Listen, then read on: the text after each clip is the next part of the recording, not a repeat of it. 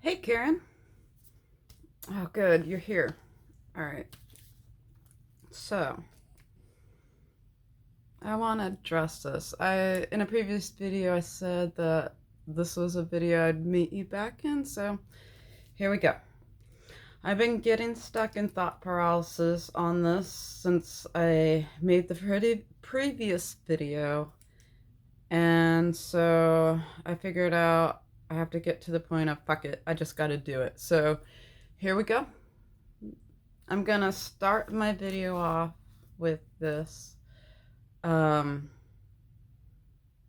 it's a Billie Eilish quote. It's pretty recent, so I'm gonna use it, and I'm gonna use my voice to quote her. So, love you, girl. If I hear one more white person say all lives matter one more fucking time, I'm gonna lose my fucking mind. Will you just shut the fuck up? No one is saying your life doesn't matter. No one is saying your life is not hard. No one is saying literally anything at all about you. Okay, so this is where I'm going to stop her quote. I don't know if she said it that way in her tone when she was writing it, but she put a lot of thought as well as vulgar words into her writing. So you can go read her words in full context on her Instagram or wherever she posted it. I don't know. I found it on Instagram. Anyway, she basically went on to say that, like, she's gonna simplify things. And I'm saying it the very nice way, anyways. I'm interpreting this the very nice way. She's saying it the simple way to everyone. When you're a white person and you say all lives matter, and you're saying it with like conviction and nothing to like expand upon with that conviction, you're basically screaming for attention when somebody else is bleeding or their house is on fire. Nobody's going to give you that attention when they have to take care of a person actually in need. So instead of screaming Black Lives, or sorry, instead of screaming All Lives Matter when people are trying to make themselves important so they can stop getting shitted on, you should probably just shut the fuck up. Just shut the fuck up. Now, that's Billie Eilish talking to my inner child. And I just paraphrased the rest of her post. Go read it for yourself. She's brilliant in a vulgar way. Love that girl. Speaks straight to my inner heart. Inner child. Everything. Love that girl. Woman. She's a woman now. Anyway, so to kind of my first initial reason to like make the video from when I spoke it into my last video, I wanted to talk like Billie Eilish. I started wanting to throw insults out. I wanted to start, screaming what's the matter with you? But screaming it. I'm in my 40s now. I don't agree with those tactics anymore. I don't disagree that Billy should use them or anybody else who feels like that's the best way to speak up against the real problem in all of this. And yes, it does take swallowing your pride like a pill. I think we could all learn something through this matrix of racism going on in America. So I'm speaking up because I feel like I can help, and hopefully I do help, and my intention is for everyone to be able to receive help from me. My help is psychological. That's what I'm going to do in the videos. That's where I'm most abundant. honestly, with my logic and helping people. So, the reason why I'm choosing Karen is because I got the face of one. Obviously, hindsight's very 2020 in this year.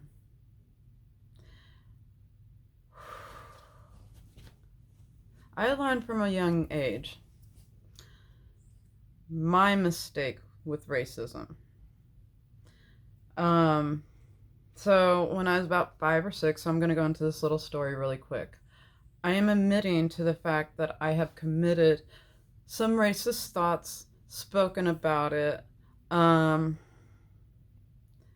maybe there's some acts that I've forgotten about in my past, but I'm speaking to every aspect of me that has been fallen prey to racism, and being authentic to myself and my feelings in supporting the Black community. So hopefully I am more than an ally that I think I am, and I hope I help out way more than is taken the wrong way. I know how people are. Love y'all. Um, so one of the things that I advise every single Karen and Karen lookalike out there is to look in the mirror. Be honest with yourself and be authentic with yourself. That's your first step. Black people don't have to do anything in this step. This is all you. Since you want all the attention, I will gladly give it to you, but you don't get to dictate how this attention's given to you. So, I love myself, so I'm gonna love you too.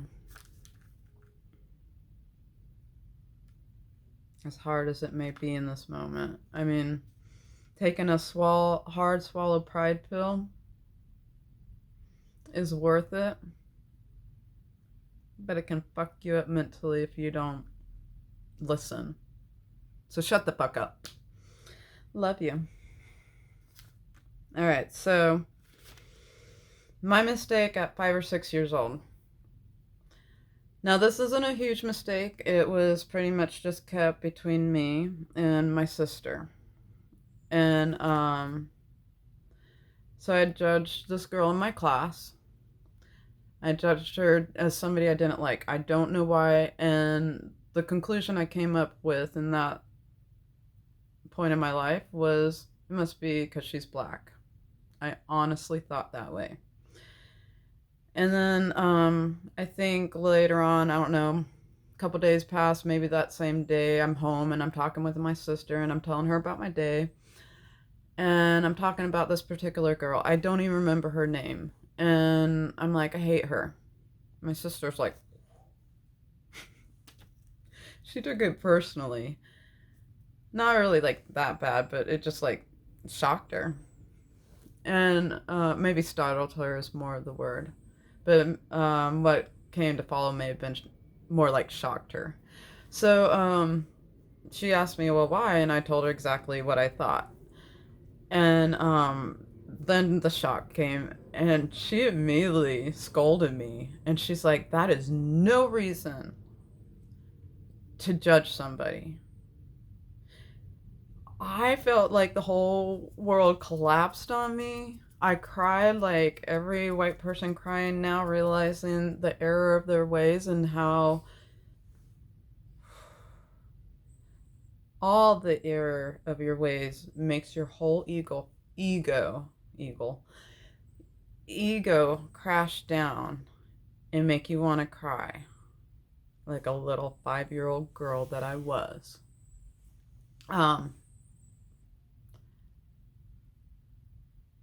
It made me second guess any time that thought would ever enter my mind of a reason of why I didn't like somebody.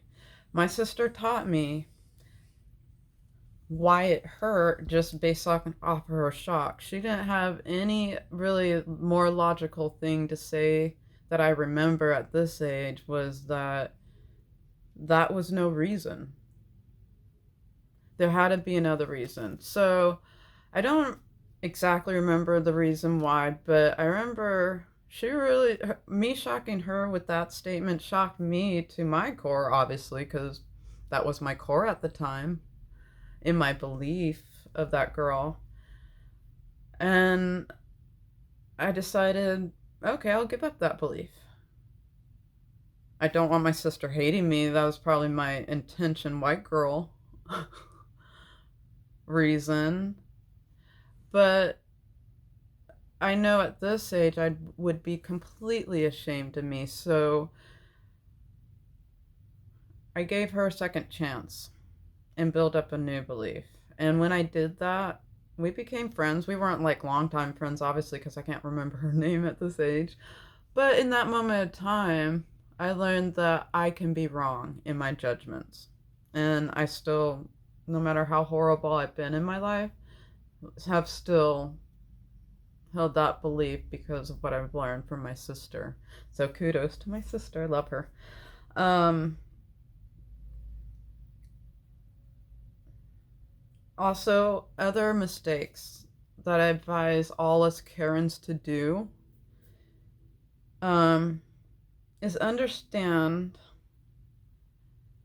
that maybe you in the past have fallen for systemic racism, or maybe you currently are falling for you're currently falling for systemic racism. It is not a tangible thing, so you can't sit here and prove or disprove that it happens, except for you gotta take people's words at what they feel. So part of that is shut the fuck up and listen. Listen, because you still can make it about you. If you can't get over that it's not about you. Yes, you may be feeling pain, but it's probably what you're feeling at this moment is sympathy pains. This is the breakdown of racism, systemic racism. So, yeah, if you're feeling pain, chalk it up to sympathy pains, because if you really pay attention to the Black community's history, like you should have in school, or you should be, or you will be, I don't know what age group I'm talking to right now. But all you Karens out there, this will help you to not fall prey to this. It's helped me. I've fallen prey to it. I've thought the wrong things and I've acted upon them. And I paid for them. This was all an emotional, spiritual journey that I had to learn about myself. None of it was ever intentionally to hurt the Black community. None of it was ever to harm the Black community. Oh, God. Systemic racism. Or to harm the Black community. It was all because society programs each one of us to act a certain way, to say the proper things. We all know this to some level of our consciousness, whether it's back deep into the closets of our basements and attics of our subconsciousness, stuff suppressed, whatever, shoved away, never really handled or taken care of. We've all been programmed a certain way to act based off of the body we were born into. That's all you really have to know about systemic racism to make a choice. And the choice can really go one of two ways, or maybe three. You either love, hate it, or indifferent it. You do something about it, you don't do something about it, and if you do, you're going to either love it or you're hating it. We're just in a very bipolar existence. It's very black and white, absolute whatever. We can squeeze in gray and silver linings. But this period of time is awakening everybody to the shadow side of themselves and to dig up corruption and clean everything up. It's important for you to shut the fuck up and listen. You can make choices after you receive the information, but everything you make before you receive and take in this information and process it, you're going to remain a Karen. What a lovely name. There's so many great things about Karen, and now you have a stain on your name to remove. Once you remove the stain, you're back to being a goddess-like name. God loves you. Shut the fuck up and clean yourself up and do something better. Just anything better. I don't care. Love you. All right, so if you're a good girl within the systemic racism, pretty much you're gonna land up being, if you don't face this racism within yourself, is you're gonna be a colorblind fool. However that comes out, I'm sure you're aware of your own kind being colorblind because they stated they were. This statement never made real sense to it. I may have said it about myself, not realizing what I was saying about it, but since then, you ain't smarter by being colorblind. Go find the reasons. You're a good girl. I love you anyways. As for the bad girl in the white girl Karen, what you end up being is somebody in the systemic racism route. I'm a part of both the good girl and bad girl route. I've gone both ways. What the bad girl route ends up doing is culture appropriation.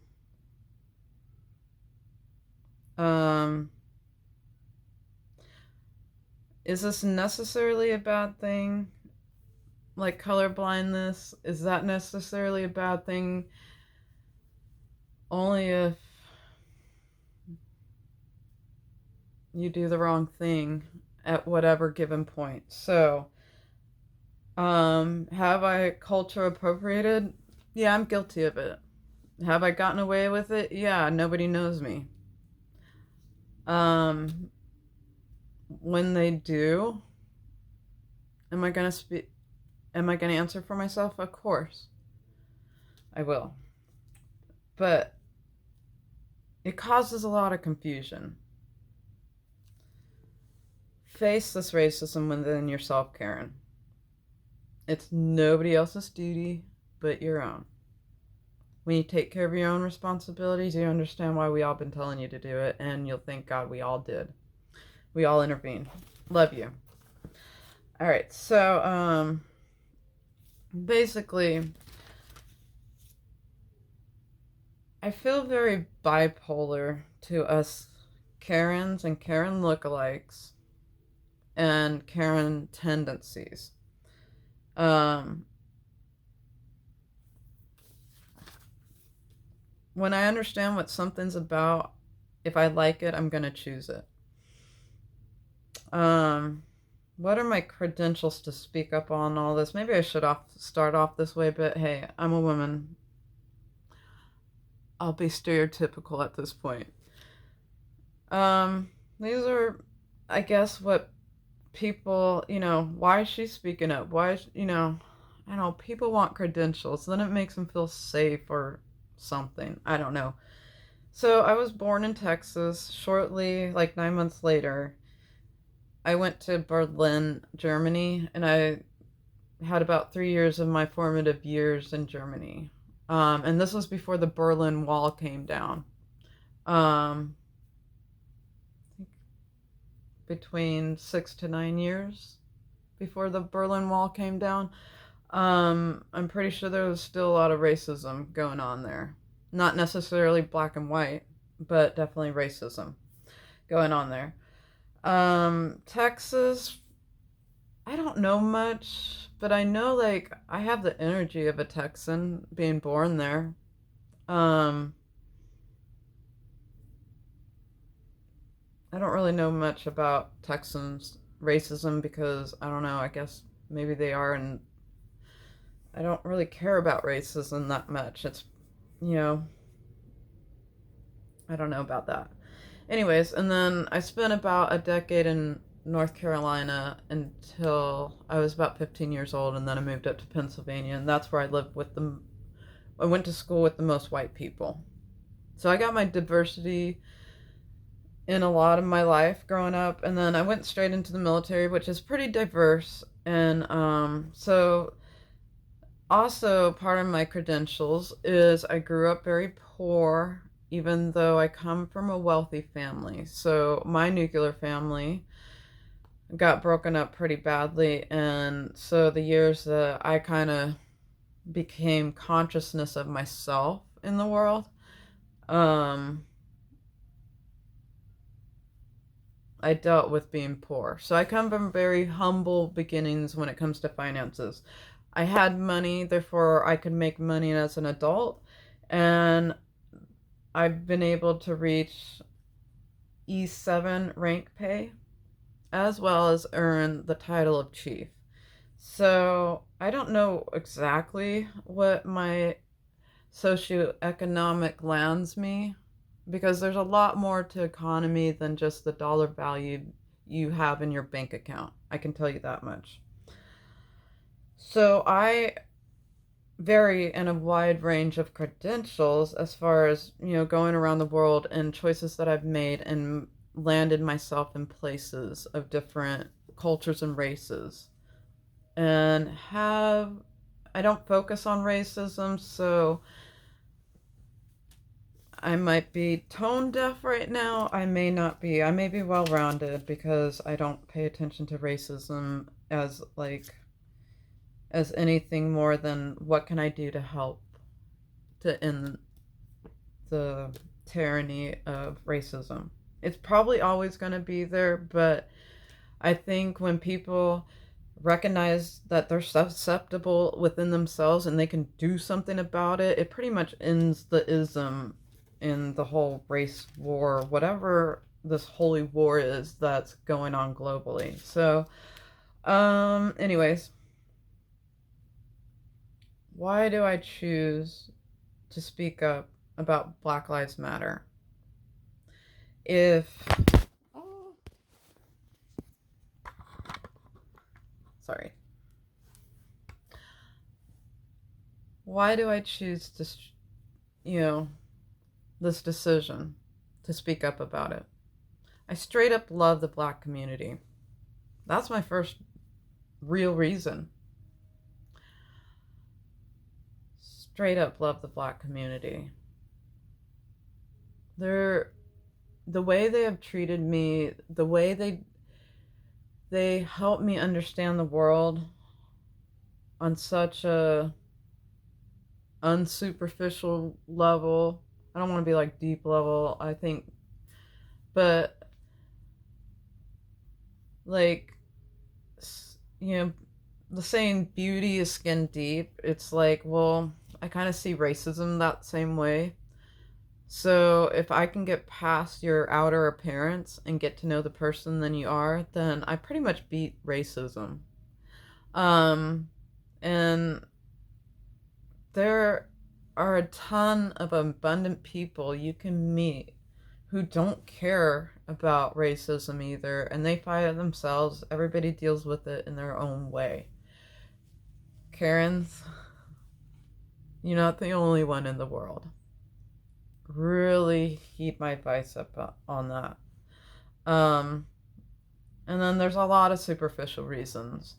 As far as like, I love the music they make, I love the way they dance, I love the logics that they come to. I love how they help me understand things.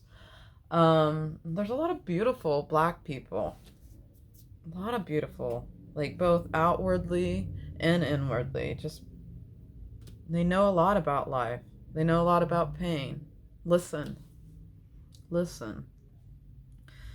I'm on the same level as Billy. You know, there's a need to cure this racism. I feel it within this, every fiber of my being, basically. I believe my voice is necessary for there to maintain equality amongst the races. I'm a part of the voice of the bigger whole, and I help balance everything out. I consider this is what I can do based on what I know. And honestly, and the Black community can correct me if I'm wrong, is that's all they really require us to do.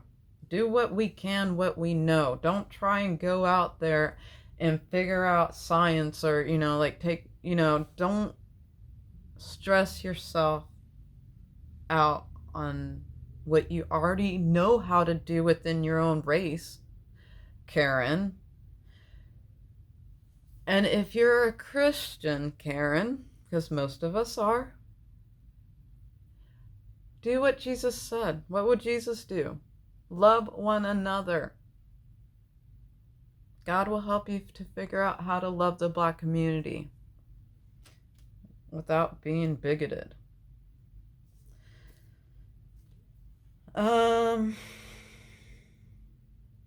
Honestly, where else can we start giving reparations to our fellow Americans who deserve it?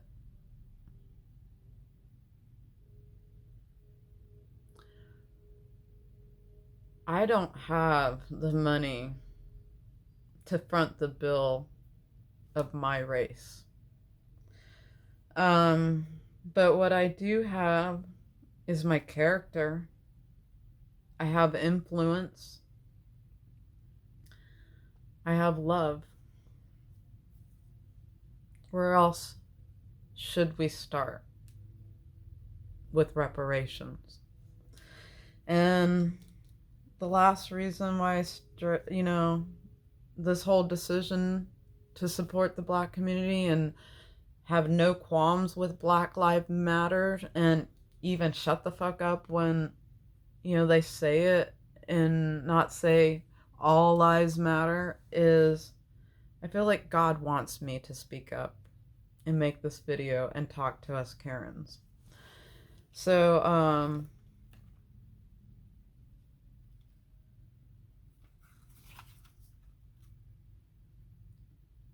I hope you don't think I'm attacking you, even though I like to say curse words. I do it to get attention, to drive a point in. I use it appropriately. And honestly, I don't think the statement would be better without. So, free speech, get over it, and quit acting like my 5-year-old racist self. Are you smarter than a 5-year-old, 6-year-old, whatever age I was? This faces. I believe you can too. So, Karen, I honestly feel a lot of you soul searching out there. And I honestly believe we can all shake racism if we all choose it. Simple mathematics is it can end. But if you're called out on it and you're given evidence back and you're crying about it, understand you're crying about yourself. It ain't helping the Black community. I think I'm beating a dead horse. I think that's what, I don't know, us white people do, which is unfortunate because, I'm one of those girls that grew up loving horses and unicorns and Pegasus galore. So, hey Karen, I want better for us and I want better for my face. I love you. Clean yourself up. Get rid of that stain. And love the Black community.